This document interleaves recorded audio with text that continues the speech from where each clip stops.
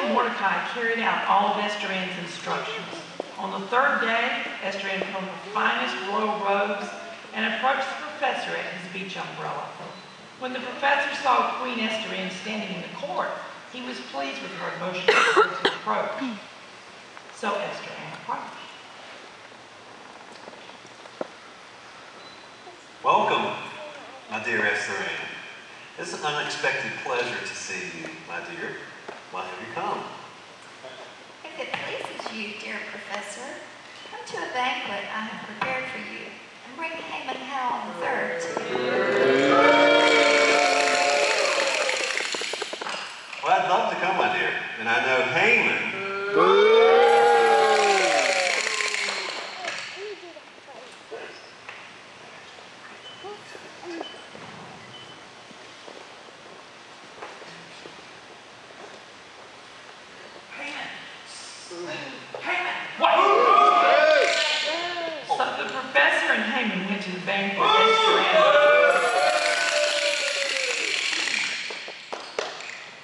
Okay, my dear, we are here. We've had a fine meal. Now, what do you want from me? I will give you anything you desire. What is your request? Anything you desire will be yours. Well, if you're really pleased with me, Professor, and if it pleases you to grant my petition, then come again tomorrow, along with Haman Howell III, to another banquet I will prepare for you at the beach umbrella.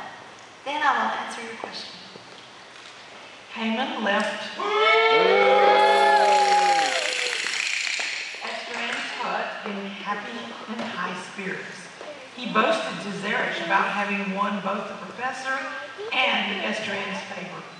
He boasted about his vast wealth and all the ways the professor had honored him and how he had elevated him above all the others on Shushan Isle.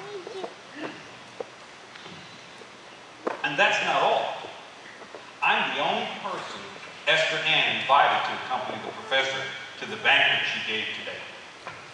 And now she has invited me along with him again tomorrow to the banquet at the beach umbrella. All this gives me no satisfaction, however, as long as I see that Jew, Skipper Mordecai, refusing to bow to Nathan. Just get rid of him. Just get rid of him. Have a gallows built, and in the morning, ask the professor to have Skipper Mordecai hanged on it. Then go with the professor to the banquet and be happy, Haman. I'd like to. This suggestion delighted Haman. And he had the gallows built on Exile Island. Gilligan, come this way. You can go over there and get the rope and build the gallows up there on Exile Island. Look, around there. Some people never learn.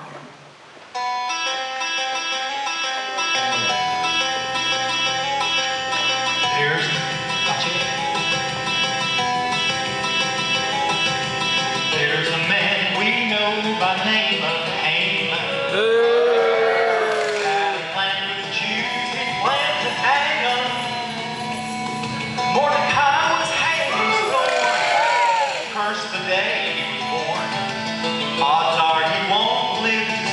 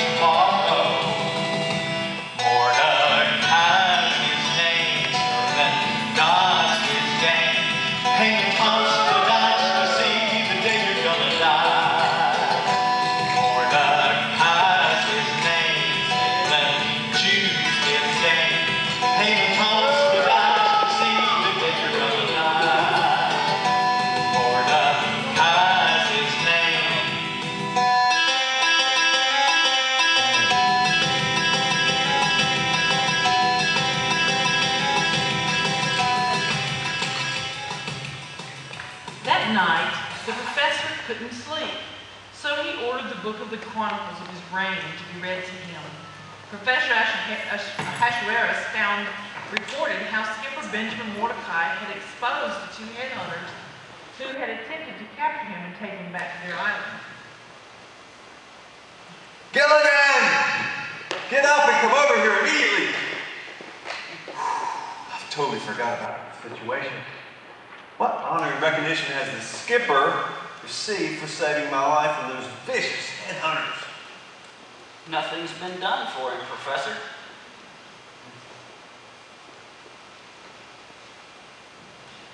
Shortly after that, Haman Howell III, who had heard all that commotion, entered the room.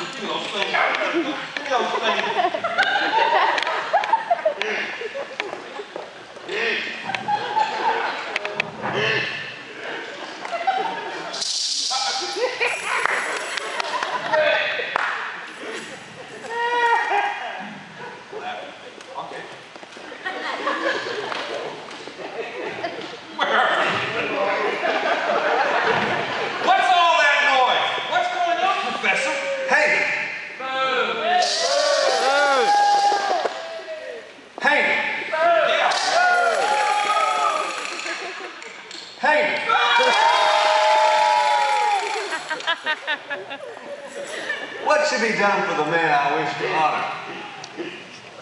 Haman thought to himself. Who is there that the professor would honor other than moi? Well, my dear friend, if there is someone you desire to honor, then you should put a royal robe that you have worn and give it to him to wear. Then let Gilligan robe the man that you desire to honor, and row him around the island, proclaiming that this man has done you, and you delight and to honor him. This robe right here. That one. Great idea, Haman. Go at once and take this robe. Yes. And the boat. And do just as you've suggested. For Skipper Mordecai.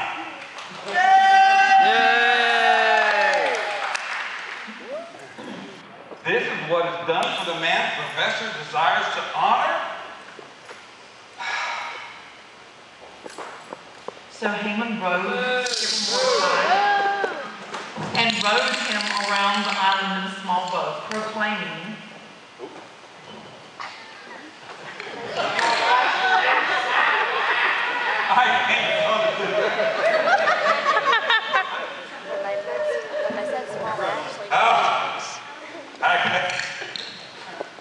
It's not going to fit it.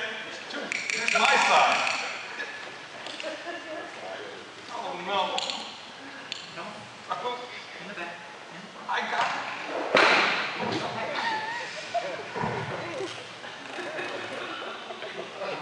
This is humiliating.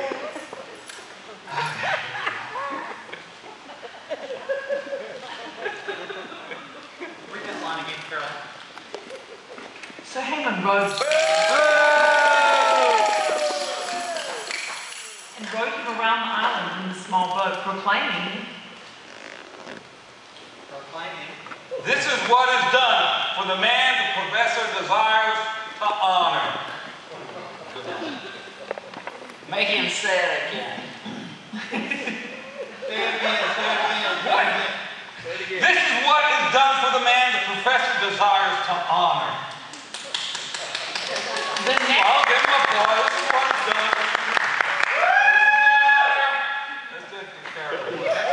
Okay. The next day, the professor and Haman went to dine with Esther Ann. Esther Ann, now that we have completed our meal, what is your petition? I will give you anything you desire.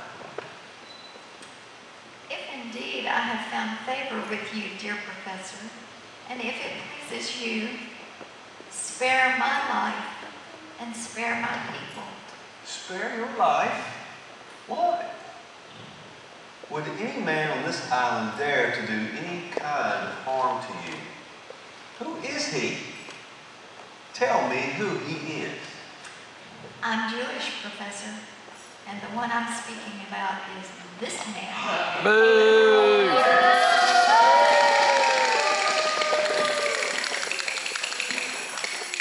Haman was terrified and began to tremble. The king got up in a rage, and walked down to the beach. Haman realizing that the professor had already decided his fate, stayed behind to beg Queen Esther and for his life.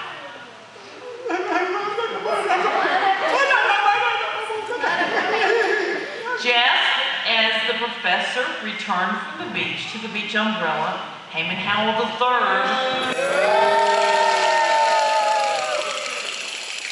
was falling on his knees beside where Esther Ann was sitting, attempting to persuade her to change her mind concerning his fate. I got a dollar. The noise aroused everyone on the island. Gilligan, Skipper, Zeresh Howell rushed to the beach umbrella. Will you even molest Queen Esther Ann in my presence? I know Esther Ann is a beautiful girl, but she's also my wife. And you're a married man, Mr. Howell.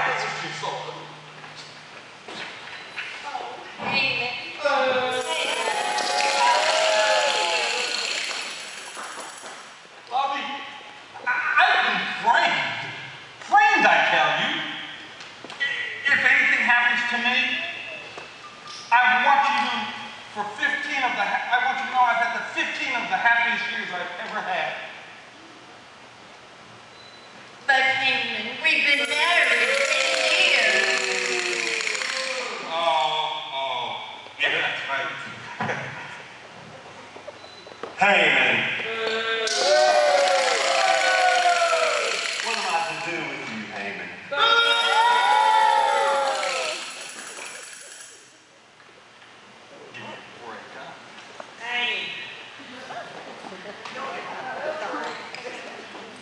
There's a gallows built by Haman on Exile Isle. He built it for Skipper Mordecai, who spoke up and saved your life. Haman's also the one that encouraged you to come back. Then hang him on it, and good riddance. And Miss Howell, I don't think you should remain on Shushan Isle either. Perhaps you need to join Vashti Grant. You should have never married that. What, 15, 20 years? That's what my mama always told me too.